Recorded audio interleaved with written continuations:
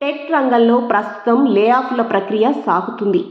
ఇటువంటి సమయంలో financial technology దిగ్గజం పేపాల్ ప్రపంచవ్యాప్తంగా 9% ఉద్యోగులను తొలగించనున్నట్లు ప్రకటించింది.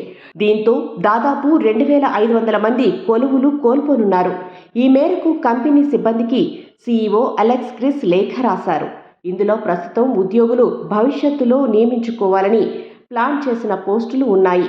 2024లో దీనిని అమలు చేయనున్నారు. ఉద్యోగాలు కోల్పోతున్న వారికి ఈ వారాంతంలో సమాచారం అందజేస్తామని వెల్లడించారు. కృత్రిమ మేధా వినియోగాన్ని పెంచుతామని గత వారం పేపాల్ ప్రకటించింది. 2023 సెప్టెంబర్లో క్రిస్ సీఈఓగా బాధ్యతలు చేపట్టాక చేసిన తొలి అతిపెద్ద ప్రకటన ఇదే. సంస్థ తర్వాత అధ్యాయంగా దీనిని ఆయన అభివర్ణించారు. కొంతకాలంగా భారీగా పతనమైన కంపెనీ షేర్ ధరలను ఆయన 20% మెరుగుపరుస్తాడని ఇన్వెస్టర్లు ఆశలు పెట్టుకున్నారు. ఏఐ వినియోగంతో వేగంగా సమాచారం ప్రాసెస్ చేసే అవకాశం లభిస్తుంది.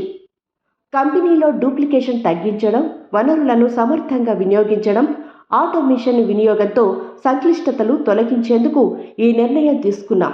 అభివృద్ధికి అవకాశం ఉన్న విభాగాల్లో మా పెట్టుబడులు కొనసాగిస్తాం అని క్రిస్ లేఖలో పేర్కొన్నారు.